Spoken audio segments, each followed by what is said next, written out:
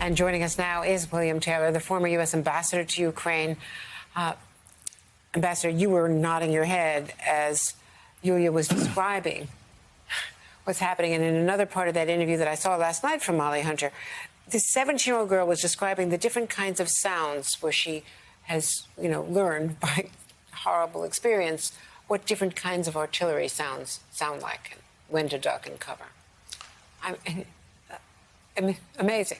It's amazing, Andrea. It's barbaric, as you've reported, as Molly's reported. Children, diti in Russian, painted on both sides of that building. This is inexcusable. This is clearly criminal activity, intentionally targeting where hundreds of Ukrainians were there. This is gut-wrenching to watch this. Now, the president called Vladimir Putin in answer to a question the other day a war criminal. And yesterday, Secretary Blinken said he agreed with that, which had not been the legal determination that very carefully the State Department was sticking to. And I asked the Secretary about that yesterday. Let's watch. What should happen to Vladimir Putin if he is found guilty, since he is the state? What should happen to this leader? Tell the world. We're all seeing what, and you're showing powerfully on television these devastating images coming out of Ukraine, and we are seeing the destruction of so much of the country by Russian bombs and artillery. We're seeing civilian sites being devastated. Aleppo and Grozny, he does it repeatedly. He's a repeat offender. As a war criminal. Andrea, when we said before Russia's aggression that there would be massive consequences for that aggression, including unprecedented sanctions on Russia, I know some people had their doubts. I think we've demonstrated that we've been good to our word. He says, watch what we do, watch what we say, but watch what we do. And they have, produced these sanctions. But how do you hold Vladimir Putin accountable and also at the same time try to negotiate a ceasefire with him? Andrea, it's so important. This is another reason why it's so important for Putin to lose. It's so important for the Ukrainians to win and continue to hold off this onslaught, this attack. The Ukrainians will win in the end. We hope it will be sooner because the Russian military crumbles. It may be later because it will be a grind, a long grind.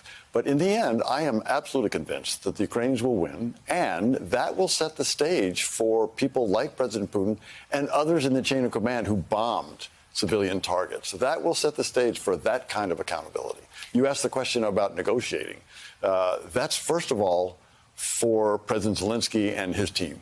They will decide what to negotiate, how to negotiate, what to put on the table, what not, and we should support them.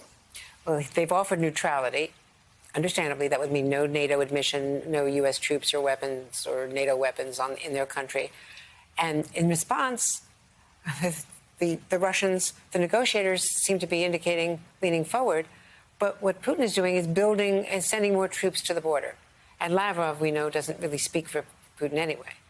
You're absolutely right. No one speaks for Putin. Only Putin speaks for Putin. And his rant of a couple of days ago, just hatred again, spilling out of that man. Hatred earlier for Ukrainians, but this time for Russians. Yeah, and he's the only one, you're right, he's the only one going to make a decision on these negotiations. You mentioned neutrality. This is an idea that President Zelensky has thought about. There are models. Austria, for example, is a member of the EU and not a member of NATO. President Zelensky made it clear he's looking for security guarantees now. NATO is clearly in the future. NATO is not going to happen right away, if ever, but it's not going to happen right away. So President Zelensky is looking for something that can guarantee security of his people now. He sees the need for that. So he's looking for those different options. And so there is room there. Turkey's involved in possible talks, Israel, but really it's only China, President Xi, that can deliver Vladimir Putin. President Xi does have influence over Vladimir Putin. There's no doubt. He's the senior partner and Putin is the junior partner. And Putin must understand that. He may not be comfortable with that, but he must understand that. So President Xi, as particular after this discussion with President Biden today, may well be able to get through to President Putin. And if he can, and can convince President Putin that now's the time, not going well for you, Mr. Putin, now's the time to sit down and talk with the Ukrainians, that could help. Ambassador Bill Taylor, it's great.